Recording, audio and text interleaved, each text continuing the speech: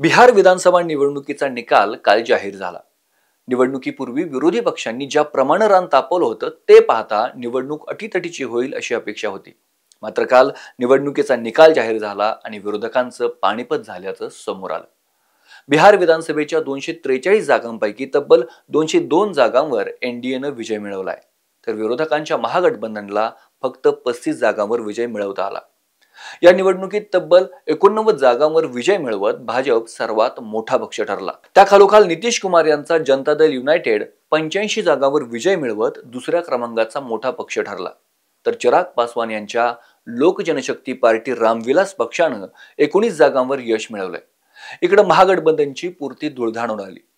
महागठबंधनमधील तेजस्वी यादव यांच्या राजदनं 25 जागांवर विजय मिळवला, तर काँग्रेसला केवळ 6 जागा जिंकता आल्या. दुसऱ्या बाजूला बिहारच्या जनतेला नवा पर्याय देऊ पाहणारे राजकीय रणनीतिकार प्रशांत किशोर यांच्या जनसुराज पक्षाला भोपळा देखील फोडता आला नाही.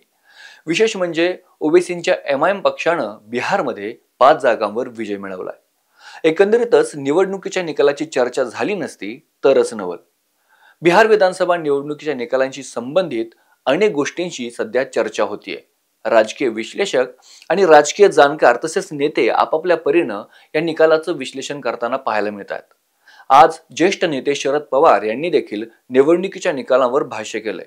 निवडणुकीच्या निकालानंतर शरद पवारांनी निवडणूक आयोगाला काही सवाल देखील केले. शरद पवार नेमकं काय म्हणाले, बिहार निवडणुकीतील नेमकी कोणती गोष्ट शरद पवारांना खटकली आणि निवडणुकीनंतर जे महाराष्ट्रात घडलं होतं तेच बिहारमध्ये घडणार का, हेच आजच्या व्हिडिओमध्ये आपण पाहणार आहोत. नमस्कार, मी सूरज सकुंडे आणि तुम्ही पाहताय महाराष्ट्र टाइम्स ऑनलाईन. व्हिडिओच्या सुरुवातीला शरद पवार बिहार विधानसभा निवडणुकीच्या निकालावर काय म्हणाले ते पाहूया. बिहारच्या निवडणुकीचं विश्लेषण कसं कराल असा प्रश्न पत्रकारांनी शरद पवारांना विचारला. त्यावर शरद पवारांनी आपलं मत व्यक्त केलं. बिहारमध्ये एनडीएच्या एवढ्या जागा जिंकून येण्यामागचं कारण तेथील महिलांच्या खात्यात प्रत्येकी 10,000 रुपये येण्याची योजना असावी असं शरद पवारांनी म्हटलंय. शरद पवार म्हणाले की बिहारच्या निवडणुकीचं मतदान झाल्यानंतर मी काही लोकांशी बोललो. त्यांच्याकडून मला अशी माहिती मिळाली की बिहारच्या निवडणुकीचं मतदान महिलांनी हातामध्ये घेतलं होतं.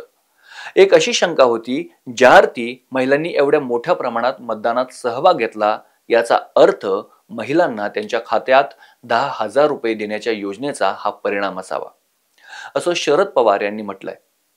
यासोबतच शरद पवारांनी निवडणूक आयोगालाही काही सवाल केलेत.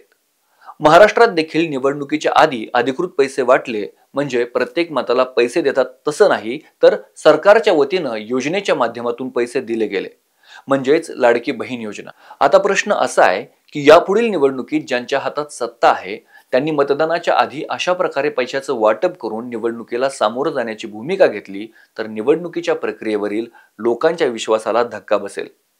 एवढ्या मोठ्या प्रमाणात पैशाचं वाटप करणं हे योग्य आहे का, याचा विचार सर्वांनी केला पाहिजे. निवडणूक आयोगानंही गांभीर्याने याचा विचार करणं गरजेचं आहे. निवडणुका स्वच्छ आणि पारदर्शक पद्धतीनं झाल्या पाहिजेत असं शरद पवार यांनी म्हटलंय. एकंदरीतच शरद पवार यांनी निवडणुकीच्या निकालावर भाष्य करताना काही गोष्टींवर आक्षेप घेतल्याचं पाहायला मिळतंय. दुसरीकडे निकाल जाहीर झाल्यानंतर महागठबंधनच्या अडचणी संपलेल्या दिसत नाहीत. निवडणुकीच्या निकालानंतर जे महाराष्ट्रात घडलं होतं तेच बिहारमध्ये घडणार का अशी परिस्थिती निर्माण झाली होती.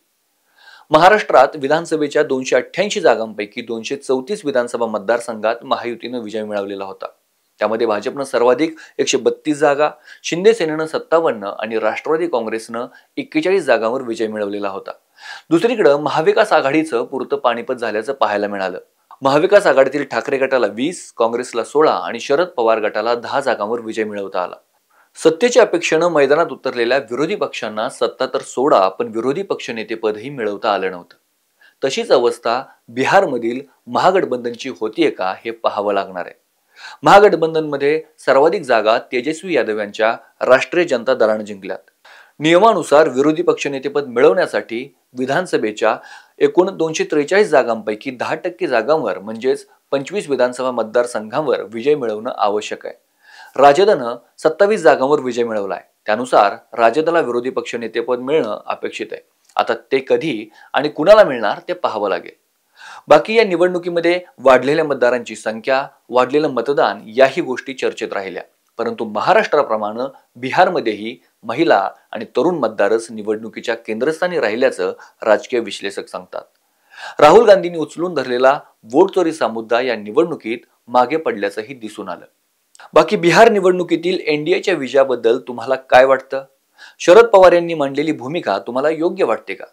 शरद पवारांनी विचारलेल्या प्रश्नांचा निवडणूक आयोगानं गांभीर्यानं विचार करायला हवा का? तुम्हाला काय वाटतं?